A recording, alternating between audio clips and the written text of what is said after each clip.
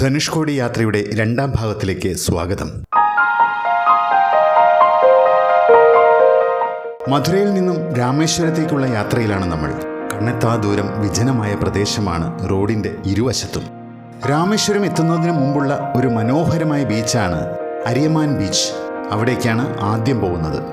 Rameswaram beach കൂടാതെ അഗ്നിതീർത്ഥം beach, സാങ്കുമൽ beach തുടങ്ങിയവയാണ് മറ്റു ബീച്ചുകൾ.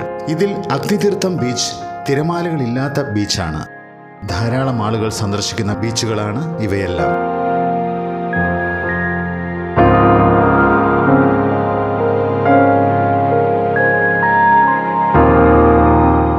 ശാന്തമായ കടൽ തീരം, മൃദുവായ മണൽ, ആഴം കുറഞ്ഞ വെള്ളം എന്നിവ അരിയമാൻ ബീച്ചിൻ്റെ പ്രധാന ആകർഷണങ്ങളാണ്.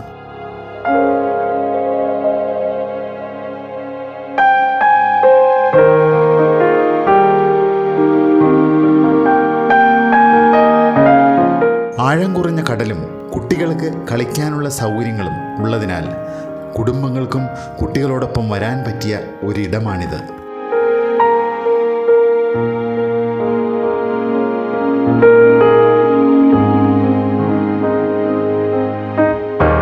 ഇവിടെ കരിമണലിൻ്റെ സാന്നിധ്യം കൂടുതലായി കാണപ്പെടുന്നുണ്ട്.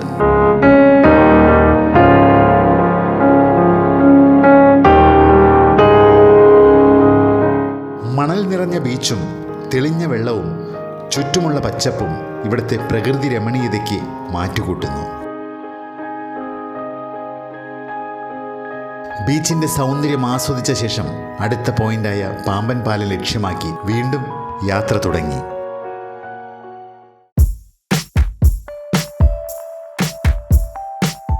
രണ്ട് കടലുകൾ തമിഴ്നാട്ടിലെ രാമനാഥപുരം ജില്ലയുടെ ഭാഗമായ പാമ്പൻ ദ്വീപിനെ പ്രധാന കരയുമായി ബന്ധിപ്പിക്കുന്ന പാലമാണ് പാമ്പൻ പാലം.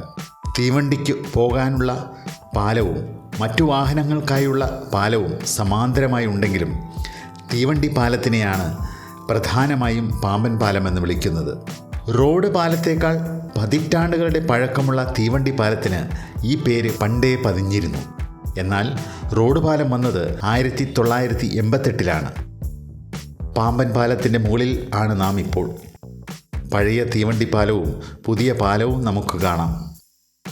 1914 പണിത 1 നൂറ്റാണ്ടിലേറെ പഴക്കമുള്ള പഴയ പാമ്പൻ പാലം രാജ്യത്തെ എഞ്ചിനീയറിംഗ് വിസ്മയങ്ങളിൽ ഒന്നായാണ് കണക്കാക്കപ്പെടുന്നത്. 2345 മീറ്റർ നീളമുള്ള പാമ്പൻ പാലം രാജ്യത്തെ ഏറ്റവും നീളമുള്ള രണ്ടാമത്തെ കടൽ പാലമാണ്. അടൽ സേതു മുംബൈയാണ് ഒന്നാമത്തേത്. കപ്പലുകൾക്ക് കടന്നു പോകാൻ സൗകര്യമൊരുക്കി പകുത്തുമാറാൻ കഴിയുന്ന രീതിയിലാണ് പാലത്തിൻ്റെ നിർമ്മാണം. ഇതിൻ്റെ മുകളിൽ നിന്നുള്ള വ്യൂ പറഞ്ഞറിയിക്കാൻ പറ്റാത്തത്ര മനോഹരമാണ്. അതുകൊണ്ട് തന്നെ യാത്രക്കാർ മുഴുവനും ഫോട്ടോ എടുക്കുവാനായി പാലത്തിൽ നിർത്തുന്നതും എല്ലാം ഇവിടെ പതിവാണ്. പ്രധാന കരയ്ക്കും രാമേശ്വരം ഉൾപ്പെടുന്ന പാമ്പൻ ദ്വീപിനുമിടയിലുള്ള പാൽക്ക് കടലിടുക്കിനും കുറുകെയാണ് പാലം. 1964 ഉണ്ടായ സൈക്ലോണിൽ തകർന്ന പഴയ തീവണ്ടിപ്പാലം പിന്നീട് റിസ്റ്റോർ ചെയ്ത് നിലനിർത്തി. മീറ്റർ ഗേജ് തീവണ്ടികൾക്ക് മാത്രം കടന്നു പോകാൻ കഴിഞ്ഞിരുന്ന പഴയ പാലം റെയിൽവേ വിപുലീകരണത്തിൻ്റെ ഭാഗമായി 2007 ബ്രോഡ് ഗേജായി മാറി. 2025 പഴയ റെയിൽവേ പാലത്തിന് സമാന്തരമായി പുതിയ റെയിൽവേ പാലം തുറന്നുകൊടുത്തു.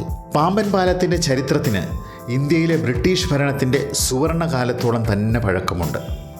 ഈ പാലം നിർമ്മിക്കാൻ ബ്രിട്ടീഷുകാർക്ക് പ്രചോദനമായത് ധനുഷ്കോടിയും ശ്രീലങ്കയുമായുള്ള സാമീപ്യമാണ്.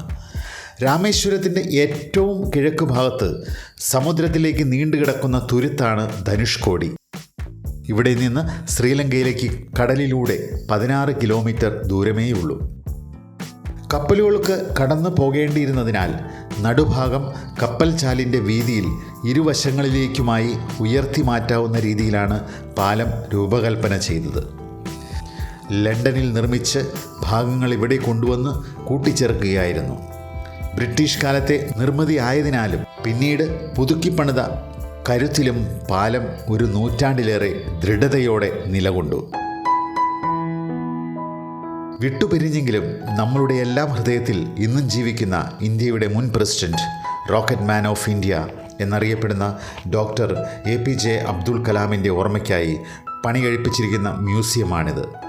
വളരെ ഭംഗിയോടുകൂടി മെയിൻറ്റെയിൻ ചെയ്യുന്ന ഈ മ്യൂസിയത്തിനുള്ളിൽ ക്യാമറ അനുവദനീയമല്ല.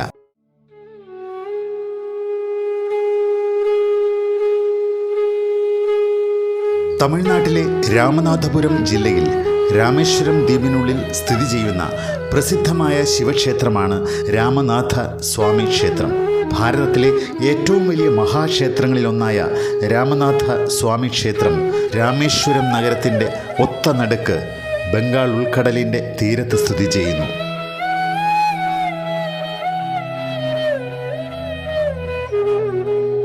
ശ്രീരാമൻ ഇവിടെ വെച്ച് രാമരാവണ യുദ്ധത്തിൽ താൻ അറിഞ്ഞോ അറിയാതെയോ ചെയ്തുപോയ പാപങ്ങളുടെ പരിഹാരത്തിന് വേണ്ടി ശിവനോട് പ്രാർത്ഥിച്ചു എന്ന് വിശ്വസിക്കപ്പെടുന്നു. അതിനാൽ രാമേശ്വരം എന്ന പേര് വന്നു. ഇന്ത്യയിലെ 4 മഹത്തായ ഹൈന്ദവ ക്ഷേത്രങ്ങളിൽ ഒന്നായി ഇത് കണക്കാക്കുന്നു. ലോകത്തിലെ ഏറ്റവും വലിയ ഇടനാഴിയുടെ പേരിൽ പ്രസിദ്ധമാണ് ഈ ക്ഷേത്രം. ഹനുമാൻ പ്രതിഷ്ഠിച്ച ശിവലിംഗത്തെയാണ് ഭക്തർ ആദ്യം വണങ്ങുന്നത്. അതിൻ്റെ പിന്നിലെ ഐതിഹ്യം ഇതാണ്. രാവണ വധത്തിനു ശേഷം പുഷ്പക വിമാനത്തിൽ പത്നിയായ സീതയോടും അനുജനായ ലക്ഷ്മണനോടും കൂടെ ജന്മനാടായ അയോധ്യയിലേക്ക് യാത്ര തിരിച്ചു. ഹനുമാൻ, വിഭീഷണൻ, സുഗ്രീവൻ, അംഗദൻ തുടങ്ങിയ പ്രമുഖർ അവരെ അനുഗമിച്ചു. മാർഗമധ്യേ താൻ പണിയിച്ച പാലം കാണാനിടയായ ശ്രീരാമൻ രാവണവധത്തെ തുടർന്ന് തന്നെ ബാധിച്ച ബ്രഹ്മഹത്യാ പാപത്തിന് പരിഹാരമായി ശിവപ്രതിഷ്ഠ നടത്താൻ തീരുമാനിച്ചു. ഉടനെ പുഷ്പക വിമാനം നിലത്തിറക്കാൻ അദ്ദേഹം ആഹ്വാനം ചെയ്തു. തുടർന്ന് വിമാനത്തിൽ നിന്നിറങ്ങിയ ശ്രീരാമൻ പ്രതിഷ്ഠയ്ക്ക് ഉചിതമായ ശിവലിംഗം കൊണ്ടുവരാൻ ഭക്തനായ ഹനുമാനെ പറഞ്ഞുവിട്ടു.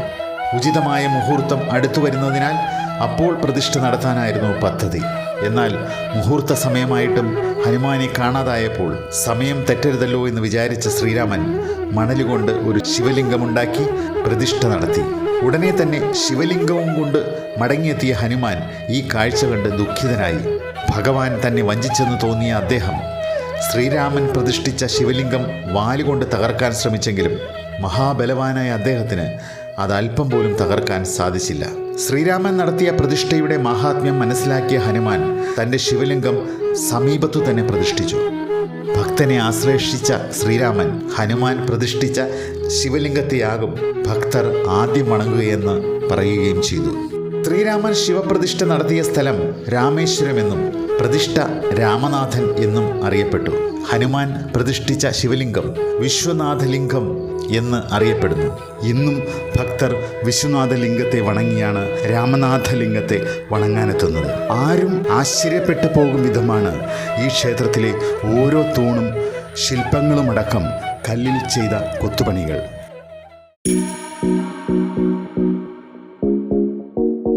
പിറ്റേന്ന് രാവിലെ തന്നെ ധനുഷ്കോടിയിലേക്ക്. രാവിലെ 6 മണിക്കാണ് സന്ദർശകർക്ക് അങ്ങോട്ടുള്ള പാത തുറന്നു തരുന്നത്. വൈകിട്ട് 6 മണിക്ക് അടയ്ക്കുകയും ചെയ്യും. സൂര്യോദയം കാണാൻ കാത്തിരുന്ന എല്ലാവരെയും പറ്റിച്ചുകൊണ്ട് സൂര്യൻ മേഘങ്ങൾക്കിടയിലൂടെ ഒളിച്ചു കളിച്ചു. ധനുസിൻ്റെ അറ്റമെന്നാണ് ധനുഷ്കോടി എന്ന വാക്കിൻ്റെ അർത്ഥം. രാമൻ സേതുബന്ധനം തീർത്തത് ഇവിടെ നിന്നാണെന്ന് രാമായണം സൂചന നൽകുന്നു. ഹിന്ദു പുരാണ ഇതിഹാസ ഗ്രന്ഥങ്ങൾ പ്രകാരം സീതാദേവിയെ വീണ്ടെടുക്കാൻ ശ്രീരാമൻ ലങ്കയിലേക്ക് സേതുബന്ധനം നടത്തുമ്പോൾ പണി തുടങ്ങാൻ തൻ്റെ ധനുസ്സുകൊണ്ട് അടയാളപ്പെടുത്തിയിരുന്നത് ധനുഷ്കോടിയുടെ തെക്കേ അറ്റമായിരുന്നു എന്ന് ഐതിഹ്യം.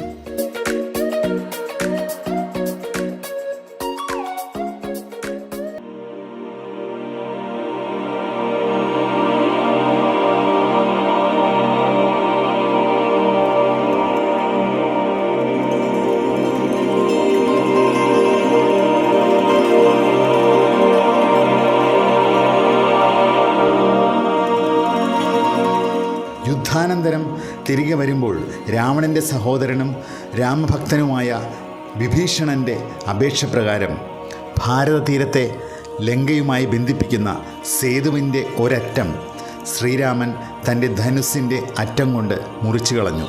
ലങ്കയിൽ നിന്നും രാക്ഷസന്മാർ തിരികെ ഭാരതത്തിലേക്ക് കടക്കാതിരിക്കുവാൻ വേണ്ടിയായിരുന്നു അത്.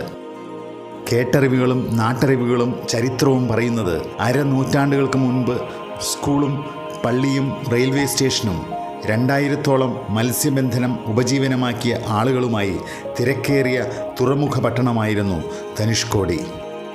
1964 ഡിസംബർ 22, 23 ദിവസങ്ങളിലുണ്ടായ കൊടും ചുഴലിക്കാറ്റിൽ 2 നില കെട്ടിടത്തിൻ്റെ ഉയരത്തിൽ തിരമാലകൾ കടലിൽ നിന്നും കരയിലേക്ക് ആഞ്ഞടിച്ചു ധനുഷ്കോടി എന്ന പട്ടണത്തെ കടൽ വിഴുങ്ങിക്കളഞ്ഞു.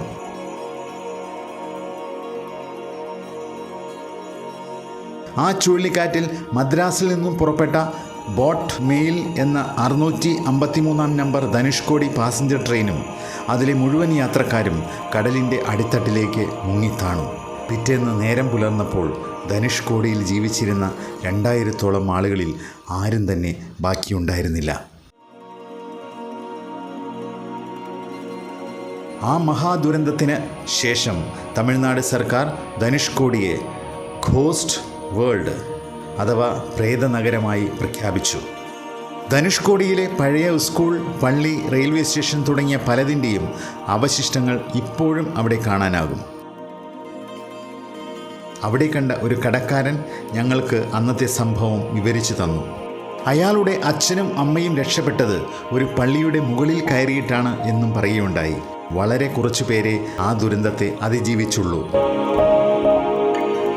രാമേശ്വരത്ത് നിന്ന് 20 കിലോമീറ്റർ അകലെയുള്ള ഈ പ്രദേശത്ത് നിന്ന് 18 കിലോമീറ്റർ കടലിലൂടെ സഞ്ചരിച്ചാൽ നമുക്ക് ശ്രീലങ്കയിലെത്താം. അതുകൊണ്ട് തന്നെ കള്ളക്കടത്തും മയക്കുമരുന്ന് കച്ചവടവുമെല്ലാം തടയാനായി വൈകിട്ട് സൂര്യാസ്തമയം കഴിഞ്ഞാൽ പിന്നെ പിറ്റേന്ന് രാവിലെ 6 മണിക്ക് ആൾക്കാരെ പ്രവേശിപ്പിക്കുകയുള്ളൂ. കരയിൽ നിന്ന് സമുദ്രത്തിൻ്റെ നടുവിലേക്ക് ഒരു നേർരേഖ പോലെ നീണ്ടുകിടക്കുന്ന ഒരു തുരുത്തിന് നടുവിലൂടെയുള്ള മനോഹരമായ റോഡ്, അതാണ് ധനുഷ്കോടി. കഥകൾ എല്ലാം കേട്ട് തിരിച്ചു പോരുമ്പോൾ മനസ്സ് നിറയെ അന്നത്തെ ദിവസമായിരുന്നു, ധനുഷ്കോടിയെ കടൽ വിഴുങ്ങിയ ആ ദിവസം.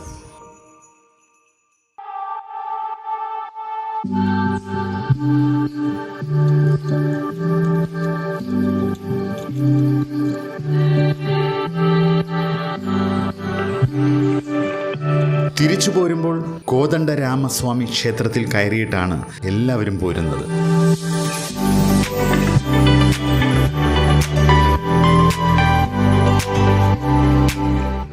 കടലിൻ്റെ ഉള്ളിലേക്ക് ഒരു വരമ്പ് പോലെ കിടക്കുന്ന വഴിയിലൂടെ അതിമനോഹര ദൃശ്യഭംഗി ആസ്വദിച്ച് ഇവിടേക്കെത്താം.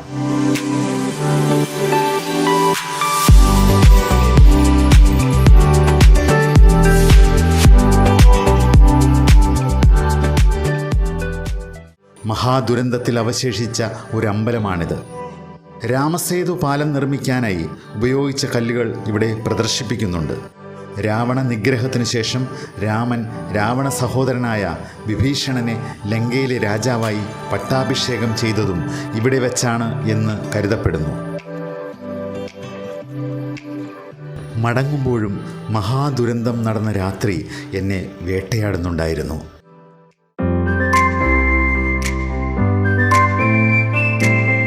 ഇനി അടുത്ത യാത്ര തൃച്ചെന്തൂർ അരുൾമികു സുബ്രഹ്മണ്യ സ്വാമി ക്ഷേത്രത്തിലേക്കാണ്. അതിനു മുന്നേ തൂത്തുക്കുടിയിലെ ഒരു ഉപ്പുപാടം സന്ദർശിക്കാൻ ഞങ്ങൾ കയറി. പൊതുവെ കടൽ വെള്ളം ശുദ്ധീകരിച്ച് ഉപ്പുണ്ടാക്കുന്നതിന് പകരം ഇവിടെ ബോർവെൽ ഉപയോഗിച്ച് വെള്ളം പാടത്ത് നിർത്തി ബാഷ്പീകരിച്ച് ഉപ്പുണ്ടാക്കുന്നു. കടലിൻ്റെ സാമീപ്യം വളരെ അടുത്തായതിനാലാവാം ഇവിടുത്തെ ഗ്രൗണ്ട് വാട്ടറിൽ ഉപ്പിൻ്റെ അംശം വരാൻ കാരണം. കടുത്ത വെയിലിൽ വെള്ളം വറ്റുമ്പോൾ ലഭിക്കുന്ന ഉപ്പ് തൊഴിലാളികൾ കുട്ടയിൽ വാരി കൂന പോലെ ഇടുകയും പിന്നീടത് വണ്ടിയിൽ കയറ്റി പ്രോസസ്സിങ്ങിന് കൊണ്ടുപോകുന്നു. ഇവിടെയെല്ലാം ഏക്കർ കണക്കിന് ഇതുപോലെയുള്ള പാടങ്ങളുണ്ട്.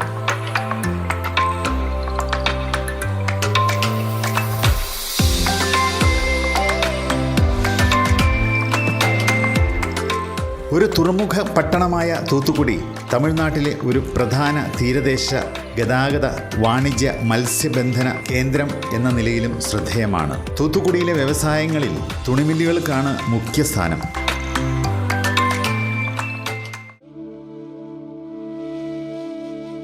ബംഗാൾ ഉൾക്കടലിനോട് ചേർന്ന് കിടക്കുന്ന തിരുച്ചെന്തൂരിലെ 3000-ഓളം വർഷം പഴക്കമുള്ള പ്രസിദ്ധമായ അരുൾമികു സുബ്രഹ്മണ്യസ്വാമി ക്ഷേത്രത്തിലേക്കാണ് നാം എത്തുന്നത്. ഇവിടെയും പണി നടക്കുന്നതുകൊണ്ട് പുറമേയുള്ള കാഴ്ചകളൊന്നും അധികം പകർത്തിയില്ല. പക്ഷേ ക്ഷേത്രത്തിനകത്ത് കയറിയപ്പോൾ വീണ്ടും അമ്പരന്നു പോകും വിധമായിരുന്നു അതിനുള്ളിലെ വിശാലതയും കലാവിരുതുകളും.